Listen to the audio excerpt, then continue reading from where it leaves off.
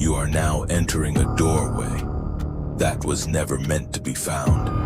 A frequency between logic and fear, static and memory, truth and illusion. There is no time here, no map, only stories, each one a transmission from the edge of understanding and the boundary beyond. This is not a channel. This is not a dream. This is Mr. Zone. You're listening to Mr. Zone, where logic ends and shadows begin. He gave people what they needed, not what they wanted, not what they believed they deserved, just what they needed.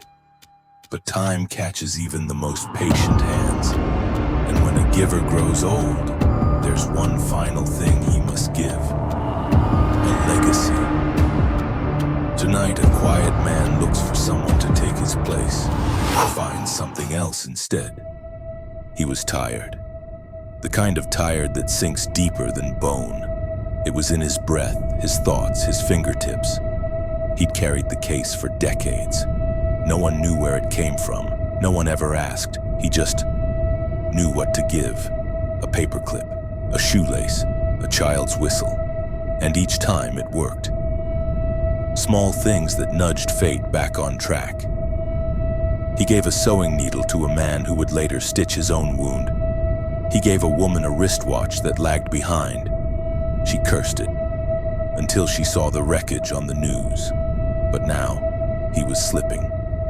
He gave a man a pen, and later saw the man signing divorce papers with it. He gave a boy a balloon. The boy chased it into traffic. His hands shook when he reached into the case. The weight wasn't physical. It was memory. It was consequence. He knew then. It was time. He didn't just want anyone. He wanted someone who understood stillness, someone who paid attention to the invisible things. He watched the city from a bench, observing strangers pass.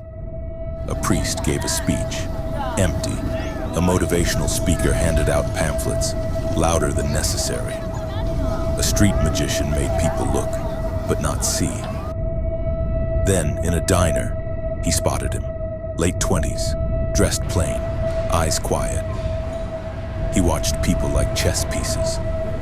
He helped the elderly with no performance, picked up trash when no one looked, stopped a baby carriage with one hand and kept walking.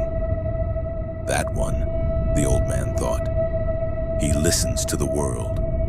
He approached him once, didn't speak, just set down a compass with no needle. The man didn't ask.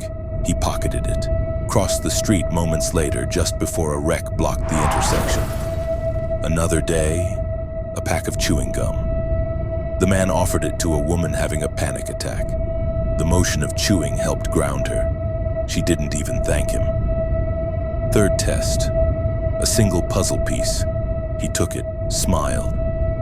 That evening he returned to the diner and tucked the piece into a child's pocket who was crying over a lost toy. The child stopped crying, as if it made the boy whole again. The old man watched from the window. He doesn't ask. He doesn't need to understand. He just gives. On the last night of the month, the old man sat beside him on a bench. He placed the suitcase between them. "You know what this is?" The man nodded. "I think so."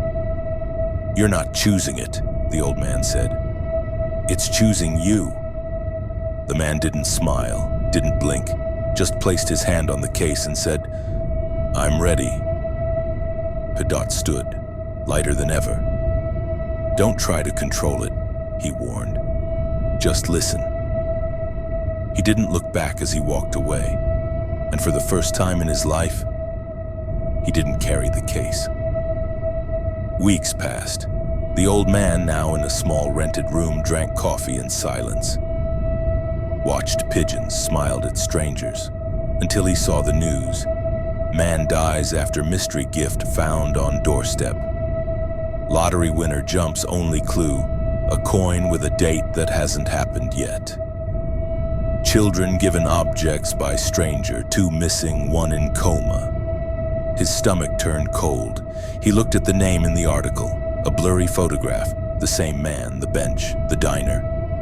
He hurried to the bench, but the man was already there waiting. The case was open beside him, empty. The old man didn't sit. "You gave them what they needed?" The man looked up, dark eyes, smiling. "No," he said. "I gave them what they deserved." Padot froze. "You don't understand the case." "Oh," the man said, "I do. I just don't agree with it." Then he stood, lifted the case. "But you gave it to me, so it's mine now." He walked into the crowd, and the old man was alone. To give someone what they need is an art. To know when not to is a responsibility. But one man, after decades of compassion, passed that power into the wrong hands and turned a gift into a sentence. This has been Mr. Zone. Now the case moves again, not by mercy, but by judgment. And if it ever ends up at your door, ask not what it holds, ask what you've done. Because the thing about replacements is they're never quite the same.